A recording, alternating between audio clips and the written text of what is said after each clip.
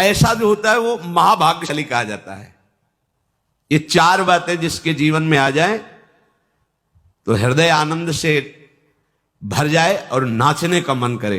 ये चार बातें, और ये चार बातें उसी के जीवन में आती है जिस पर भगवान की विशेष कृपा होती है।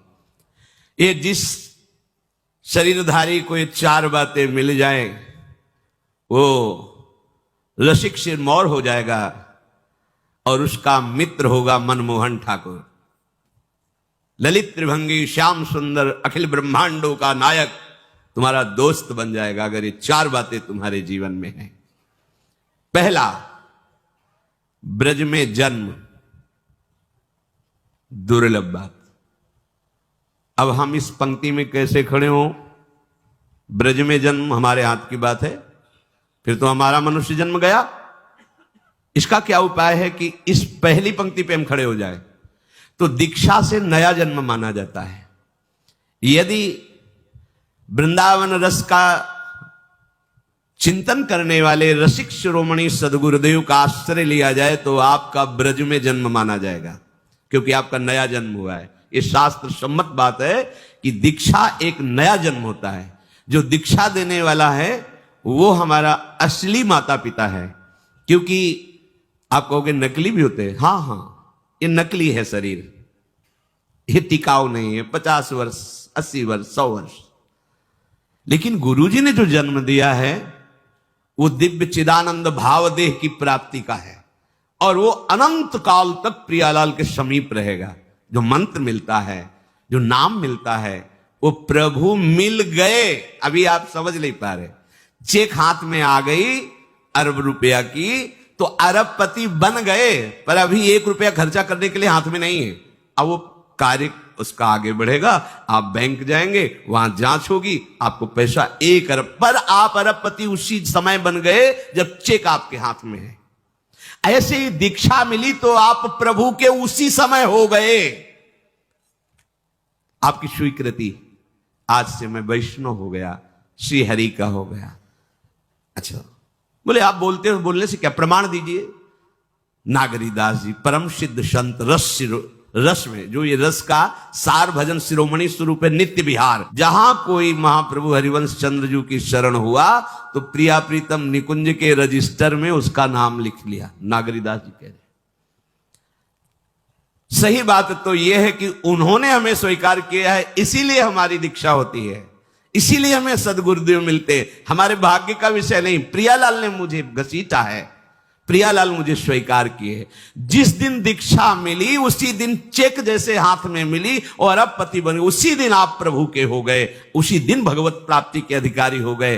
अब जैसे आगे का प्रोसेस शुरू होता है, बैंक जाना, जांच करवाना, फिर सही निकलने पर रुपया मिलना, ऐसे ही अब आपकी जांच बैठेगी कि आप कैसे शरणागत हो। अगर आप कमजोर निकलते हो तो आपको फिर सहयोग मिलेगा भागवतिक, ऐसे मित्र मिलेंगे, ऐसा सत्संग मिलेगा, ऐसा शास्त्र स्वाध्याय होगा कि आपकी शरणागति नाटक न रह के सत्य हो जाएगी। इस मार्ग में यही तो बड़ा लाभ है कि झूठा खेले साचा होए। अगर नाटक से भजन करोगे तो तुम्हें सत्य भजनानंदी बना देंगे प्रभु। ये बड़े कृपालु है। तो दीक्षा नया जन्म माना जाता है। तो हमने यदि वृंदावन ब्रज के रसिक शिरोमणियों का आश्रय लेकर उनसे दीक्षा ली तो हमारा नया जन्म हो गया। शरीर का जन्म और दीक्षा का जन्म, इनमें दीक्षा का जन्म विशेष महत्वपूर्ण माना जाता है। तो एक शरीर का जन्म हुआ ब्रज में और एक हुआ दीक्षा का जन्म। तो हम शरीर के जन्म में तो ब्रह्मा के विधान से चलते हैं, लेकिन दीक्षा के जन्म में साक्षात श्री हरि के विधान से चलते हैं। हरि ने मुझे जन्म दे दिया, अब हम पक्के ब्रजवासी हुए, क्योंकि हमारा जन्म हो गया।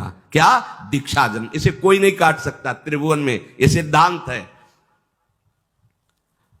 अच्छा, ब्रज में सुअर, कुत्ता, कीट, पतंग के रूप में जन्मे, अहोभाग्य, महापुरुषों ने मांगा है।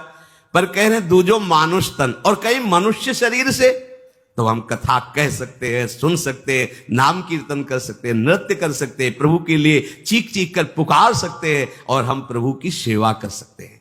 लेकिन हम पशु पक्षी बने तो हम श्री जी की सेवा नहीं कर पाएंगे, हम प्रभु का यश नहीं गा पाएंगे, हमारी भाषा पशुवत रहेगी।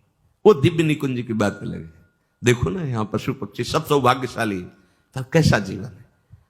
अगर मनुष्य जन्म है, देखो आप बैठे सत्संग सुन रहे हो, आप नाम कीर्तन, आप पद में नृत्य करेंगे, आनंदित होंगे। मनुष्य जन्म और ब्रज में जन्म, मनुष्य जन्म ब्रज में जन्म, जन्म का मतलब आप निराश नहीं होंगे, ये सिद्धांत मान लीजिए। दीक्षा एक नया जन्म, तो हम भी ब्रजवासी। हरिराम व्यास जी कह रहे ना, हे हरि हम कब हुई हैं ब्रजवासी। तो हरिवंश महाप्रभु की शिष्यता स्वीकार की, अखंड वृंदावन वास आजीवन हरिराम व्यास जी ने किया। क्योंकि मनुष्य शरीर में विद्या और ज्ञान का प्रकाश होता है, अन्य जीवों के शरीरों में नहीं। इसलिए मनुष्य जन्म और ब्रज में जन्म। और इसके बाद तीसरी बात कह रहे हैं, हरि मिलन की लालसा, भगवत प्राप्ति का उद्देश्य। ये जो चार बातें बता रहे बड़ी दुर्लभ है। ब्रज में जन्म, मनुष्य शरीर से जन्म, और हमारे हृदय में भगवत प्राप्ति की लालसा। बोले भगवत प्राप्ति की लालसा तो बहुत कठिन है। तो अब चौथी बात कर रहे हैं, जो कृपा से कहीं सत्संग मिल जाए तो ये लालसा जागृत हो जाएगी भगवत प्राप्ति की। ये चार बातें जिसके जीवन में है, ब्रज में जन्म, मनुष्य शरीर, भगवत प्राप्ति का उद्देश्य और नित्य सत्संग, जान लो इससे बढ़कर कोई कृपा नहीं हरि के पास देने की, क्योंकि इसी में हरि बंध जाता।